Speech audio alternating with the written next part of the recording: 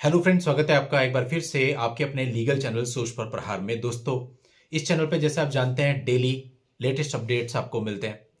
अभी कल मैंने एक वीडियो बनाया ऑनरेबल सुप्रीम कोर्ट के एक जजमेंट पे जो कि 10 दिसंबर 2024 को आया था और बहुत ही इंपॉर्टेंट वो जजमेंट था। उसके अंदर बताया गया कि 498 को कैसे खत्म किया जाता है। कल ही मैंने वो वीडियो अपलोड करी है जिसे बहुत सारे लोगों ने ऑलरेडी देख लिया है। आपने अभी तक नहीं देखा तो जरूर देखना। और आज जो मैं यहां पर आपको जजमेंट बताने वाला हूं ऑनरेबल सुप्रीम कोर्ट का, बिल्कुल लेटेस्ट जजमेंट है। जस्ट अभी 2 दिन पहले ही 20 दिसंबर 2024 को आया है। और इस जजमेंट में भी उस पुराने जजमेंट जो कि 10 दिसंबर को आया था, लक्ष्मी नारायण और अन्य वर्सेस स्टेट ऑफ तेलंगाना, जिस पे मैंने कल वीडियो बनाया है, उसी जजमेंट का यहां पे हवाला लेकर के यहां पे फिर एक बार और ऑनरेबल सुप्रीम कोर्ट ने बहुत ही अच्छा जजमेंट दिया है। 498 के मिसयूज पर मामले को रद्द कर दिया गया पिटिशनर्स की तरफ से। तो दोस्तों, ये जो आज गाइडलाइन सुप्रीम कोर्ट की मैं आपके सामने रखने वाला हूं, यहां पर भी दोस्तों ऑनरेबल सुप्रीम कोर्ट ने ऐसे ऐसे पॉइंट्स बताए हैं जो कि आप में से अधिकतर लोगों के केसेज में होते हैं और आप इस जजमेंट को अपने मामलों में यूज भी कर सकते हैं। ध्यान से पूरी बातों को सुनना। कल वाला वीडियो जिन्होंने नहीं देखा है उसको पहले देख लें, क्योंकि उसी के बेस पर यह जजमेंट आया है और ये दोनों ही जजमेंट अपने आप में लैंडमार्क जजमेंट है। और दोस्तों, ये दोनों ही जजमेंट अतुल सुभाष केस के बाद आए हैं, जहां पर सुप्रीम कोर्ट ने 498 के मिसयूज को बहुत ही सीरियसली कंसिडर किया है और बहुत बारीकी से देख रहे हैं कंप्लेंट्स को। दोस्तों, यहां पर ऑनरेबल सुप्रीम कोर्ट ने कहा कि यहां पर 498 की जो कार्रवाई है, इस मामले में उसको हथियार की तरह इस्तेमाल किया गया है पति पर दबाव डालने के लिए कि वो आपसी सहमति से तलाक दे दे।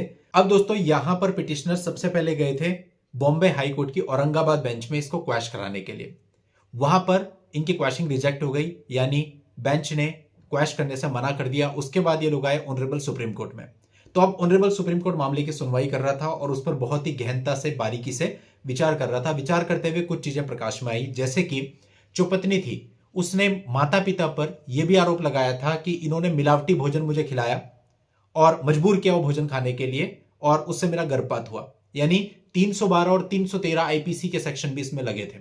आप में से बहुत सारे लोग होते हैं जिनमें कहना होता है कि सर, पिता के ऊपर 354 लगाए, 354 छेड़खानी का आरोप लगाए, या दुष्कर्म करने के प्रयास का आरोप लगाए, या दुष्कर्म का आरोप लगाए, या 312 313 लगाए, तो क्या उनको बेल मिलेगी? वो उसमें और ज्यादा डरते हैं। लेकिन दोस्तों, ये वैवाहिक विवादों में चूंकि इन्वॉल्व किए जाते हैं तो ये तो और आपके लिए फायदेमंद हो जाता है।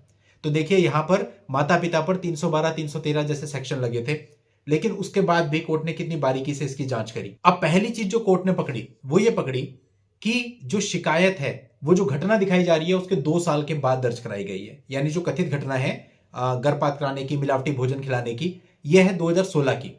और 2018 में शिकायत दर्ज है, वो भी जब उसको डाइवोर्स का नोटिस मिल गया था। कल मैंने जो जजमेंट एक्सप्लेन किया था उसमें भी यही था कि अगर डाइवोर्स का नोटिस मिलने के बाद, डाइवोर्स केस होने के बाद, या सेक्शन 9 का नोटिस मिलने के बाद, या सेक्शन 9 का केस होने के बाद एफआईआर होती है, तो एफआईआर की टाइमिंग भी मैटर करती है। तो यहां पर भी ऑनरेबल कोर्ट ने इसी चीज को पकड़ा कि भाई 2 साल के बाद डाइवोर्स का नोटिस होने के बाद आपने एफआईआर दर्ज कराई और 2 साल पुरानी घटना उसमें दिखा रहे हैं आप 2016 की, तो इससे कंप्लेनेंट के जो इरादे हैं वो पता चलते हैं। दूसरी चीज जो ऑनरेबल कोर्ट ने देखी वो ये थी यहाँ पे कि जो भी उसने बताया कि मिलावटी भोजन खिला देना, उसके साथ क्रूरता किया जाना, इसका कोई भी प्राइमा फेसी एविडेंस उसने नहीं दिया है। अब दोस्तों, 498 की एफआईआर में अधिकतर क्रूरता पर फोकस होता है कि मेरे को शारीरिक प्रताड़ना दी, मानसिक प्रताड़ना दी। इसके बारे में भी यहाँ ऑनरेबल कोर्ट ने क्लियर किया। यहां ऑनरेबल कोर्ट ने कहा कि खाली क्रूरता कहने से 498 नहीं बन जाएगा। और केवल क्रूरता का जो आरोप है वो अपराध तब तक नहीं बनता है जब तक कि क्रूरता गंभीर चोट पहुंचाने या पीड़िता को आत्महत्या करने या खुद को गंभीर चोट पहुंचाने के इरादे से नहीं की जाती। इसके अतिरिक्त कोर्ट ने यह भी देखा कि एफआईआर में कोई भी स्पेसिफिक आरोप नहीं है। और साथ ही 498 को लेकर के टिप्पणी भी करी कि जो 498 का अपराध है उसके लिए केवल क्रूरता ही पर्याप्त नहीं है। क्रूरता ऐसी होनी चाहिए जो गंभीर प्रकृति की हो, जो कि पीड़िता को आत्महत्या तक करने के लिए मजबूर कर दे। इस प्रकार की, इस लेवल की जो क्रूरता होगी उससे 498 कॉन्स्टिट्यूट होता है, ना कि छोटी छोटी बातों से। तो दोस्तों, ये सारी बारीकियां देखते हुए ऑनरेबल सुप्रीम कोर्ट ने इसको लॉ का मिसयूज माना और जो पिटिशनर्स की क्वैशिंग पिटीशन थी उसको एक्सेप्ट कर लिया। तो दोस्तों, अतुल सुभाष मामले के बाद ये बदलाव तो आया है। ये देखिए, जितने भी जजमेंट अभी आ रहे हैं ना लगातार, ये सारे अतुल सुभाष केस के बाद आए हैं। तो कहीं ना कहीं तो मशीनरी को लगा है कि भैया गलत हुआ है और इन चीजों की 498 की जो एफआईआर है, जो केस चलता है, इसमें बारीकी से जांच होनी चाहिए।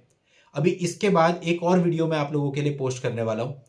उस वीडियो के अंदर एलिमनी को लेकर के ऑनरेबल सुप्रीम कोर्ट ने बिल्कुल महिला को 2 टुक सुनाई है, जिसमें कहा गया है कि भैया जो अधिकार आपको दिए गए ना, ये आपके कल्याण के लिए दिए गए थे, ना कि मिसयूज के लिए। एक बहुत ही प्यारा जजमेंट जो अभी रिसेंटली 19 दिसंबर को आया है, इस पर एक और वीडियो मैं पोस्ट करूंगा, उस वीडियो को भी आप जरूर देखना। मेंटेनेंस एलिमनी वाला जो पार्ट है उसमें आपको बहुत राहत मिलने वाली है। दोस्तों, महिला मांगती क्या है और एक्चुअल में कोर्ट देता क्या है वो आपको उसमें देखने को मिलेगा। अभी तक इसकी पीडीएफ कॉपी मेरे पास अवेलेबल नहीं, लेकिन इस पूरे मामले का जो लिंक है वो मैं आपको डिस्क्रिप्शन में दे रहा हूं, वहां जाके आप पूरे मामले को पढ़ सकते हैं, समझ सकते हैं। जैसे ही मुझे पीडीएफ कॉपी मिलेगी उसका भी लिंक मैं इसके डिस्क्रिप्शन में डाल दूंगा।